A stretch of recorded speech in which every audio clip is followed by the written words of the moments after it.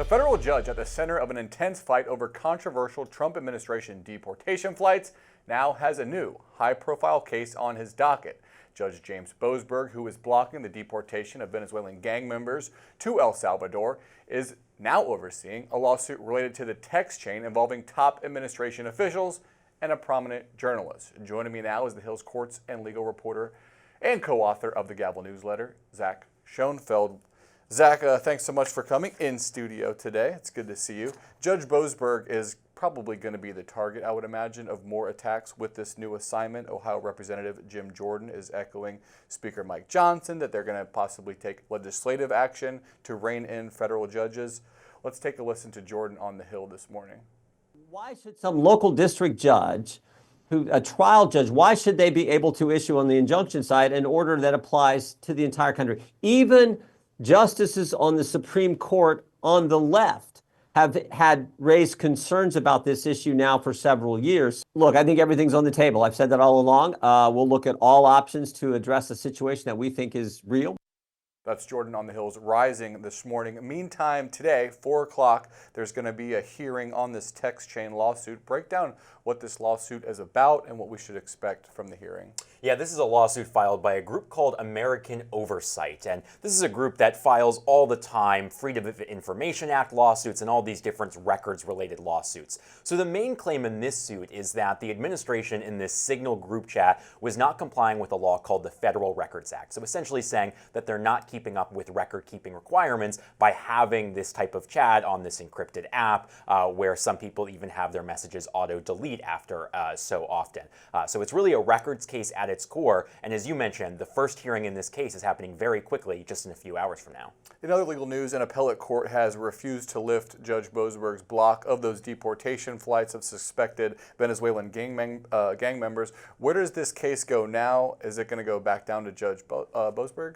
It does go back down to Judge Boasberg, at least as of now, and we know that he has vowed to get to the bottom of whether the Trump administration violated his court order on those deportation flights that went out on that Saturday a few weeks back. And so he is still trying to get answers and get more information about those flights. So that's a battle that we expect to see playing out in his court in the days to come. He also is going to have to decide whether to extend his order that has blocked the administration from invoking this 1798 Alien Enemies Act. So that's another battle that's going to play out in his court. So this really does go back to Judge Boasberg, but at the same time, the Trump administration, if they wanted to, they could now try to attempt to file an emergency appeal at the Supreme Court. And the Trump administration has been arguing that these are state secrets. We're not going to give them over to the district judge. Is that going to continue to be the argument, and does the judge have any recourse for that? Yeah, that's right. This is really the battle, is whether this privilege was properly invoked. We do know that the plaintiffs are going to first have an opportunity to respond to the administration saying that these are state secrets and can't be turned over to the judge. The plaintiffs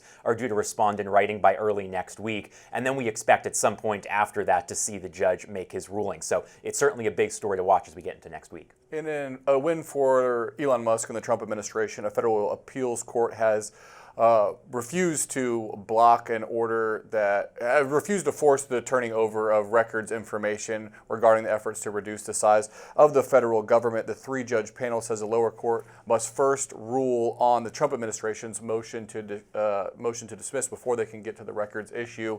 Does that mean the records still might eventually get released? Yeah, it is possible. As you mentioned there, they really just saying that Judge Chutkan here was going out of order and she needs to rule on this motion to dismiss. Then you can get back to some of these discovery issues. Now, I should mention that 2-to-1 panel there is actually the same D.C. Circuit panel as in the case we were just talking about with Judge Boasberg and the Alien Enemies Act. So they've had a lot of work cut out for them there at the appeals court. But as you mentioned, this is really not the end of the game. This will go back to Judge Chutkan's court. But it seems like we still could potentially get discovery, just not quite yet.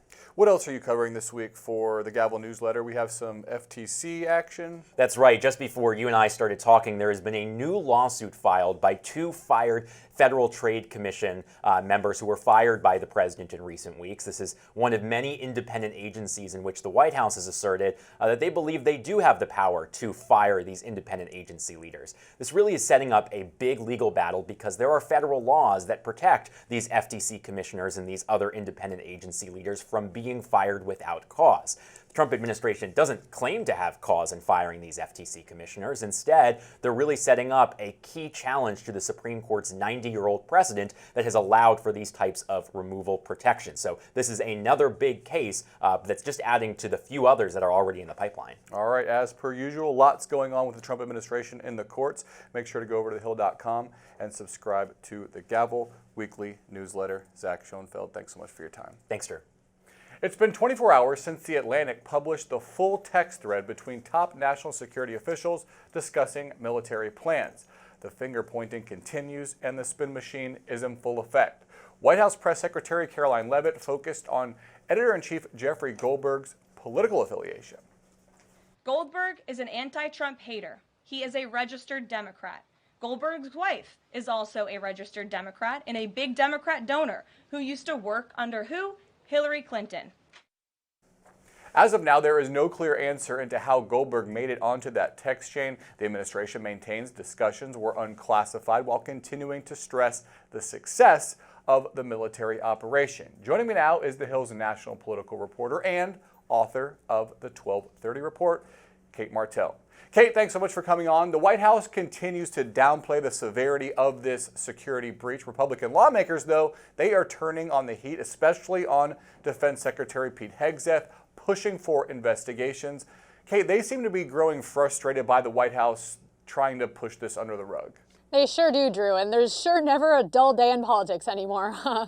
And we're starting to see a lot of pushback from congressional Republicans that, hey, look, Mike Waltz made a pretty big mistake by adding this journalist to a group chat. But this was at that point for coordination and asking for press contacts and talking about political strategy. It was Pete Hegseth who then made a huge error by seriously escalating the situation by talking about sensitive military intelligence for an attack before it happened. That has a lot of major risks for national security, and he has not apologized for it. We've seen, the administration and everyone involved to a degree admit that, this was an embarrassing mistake, as Mike Waltz said, but we're still continuing to see that Defense Secretary Pete Hegseth is maintaining that this was not classified information. That's what I think we're seeing the frustration build among Republicans. That's why Republicans themselves are now pushing for investigations to figure out what went wrong, because it wasn't a mistake to have him on the group chat, but even more importantly, the social media app Signal is not a secure way to discuss military intelligence. And even if it wasn't classified, which a lot of intel experts find that hard to believe, it's still sensitive military information. And I think that's why we're seeing Republicans pretty frustrated by this whole situation. Is it going to be Elon Musk to the rescue? Apparently, he's been asked to investigate how Goldberg was added to this chat. It seems like it could be a pretty short investigation. Hey, Mike Waltz, what happened? Elon Musk is on the case. President Trump wants his Doge effort to look into how Jeffrey Goldberg was inadvertently added to this chain. We saw in an interview a couple days ago that Mike Waltz said, it's somehow that this was, an accident, that this was not something that he claims he does not have the number of Jeffrey Goldberg. So it looks like Trump is putting his top ally on this project to figure out how that happened and what can they do forward to make sure this doesn't happen again. Republicans were outraged after a Democrat asked if Pete Hegseth's drinking problems in the past had been a part of this. Let's take a listen to that exchange. To your knowledge, do you know whether Pete Hegseth had been drinking before he leaked classified information? I don't have any knowledge of Secretary Hegseth's personal habits. Now, to be clear, Hegseth had admitted to past drinking problems, but promised not to drink at all while on the job, while working in this role. Dems, though, they seem to think that there is blood in the water and that they should take this as an opportunity to attack. Yeah, Democrats are obviously furious about this whole snafu, and that clip that you just played is getting a lot of play and a lot of attention online. We're seeing Republicans pretty angry. We saw a really tense back and forth between Ratcliffe and Gomez over these allegations, and this continues to play into some of the concerns that we saw during the Senate confirmation process for Pete Hegseth, both for his relative lack of military experience, at least extensive military experience, and there had been reports of his excessive drinking. To lean into that was a controversial move, to say the least, for Gomez, but I think we're just showing that Democrats are furious and are trying to figure out how to prevent this from going forward. And I think that was an easy in for some criticism. And, it might have been a little too far, but this was something that Gomez really tried to go after, and Republicans are not happy about that comment. This week, President Trump issued his 100th executive order, surpassing FDR for the most in the first 100 days of a presidency. DOGE and trade have been the most common topics. Many, though, have been blocked by judges. Does that make it seem that the president has done a lot more than he's actually doing here? Does he run the risk of not accomplishing his goals by relying so heavily on executive order? That's exactly it. So, as you mentioned, yes, he broke the record. As of Wednesday, the president has signed 104 executive orders. We have seen several notable orders be held up in court, such as ending birthright citizenship and withholding foreign aid. Those are major legal challenges, but I think the president and the administration are really trying to, make a play as many executive orders as possible, because we're seeing his legislative agenda being held up on Capitol Hill. They're hoping to have some movement by next week, but there's a lot of different problems that can happen there. So, you can only do so much by executive order, but we're really seeing the Trump administration try to push the boundaries as much as possible, because they know just how tight the dynamics are on Capitol Hill for him to be able to accomplish his agenda through legislative measures. All right, we're going to have to leave it at that. If you don't subscribe to the 1230 Report, go over to thehill.com and get it in your inbox. Cate Martel, thanks so much. Thanks, Drew.